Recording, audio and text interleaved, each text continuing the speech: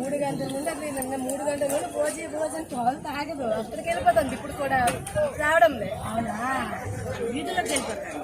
ఇది మోస్తుంది 3 స్టేట్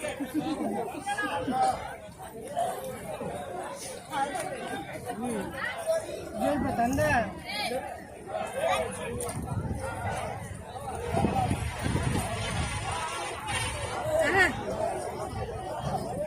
వాళ్ళ మొక్కలు చేసేసి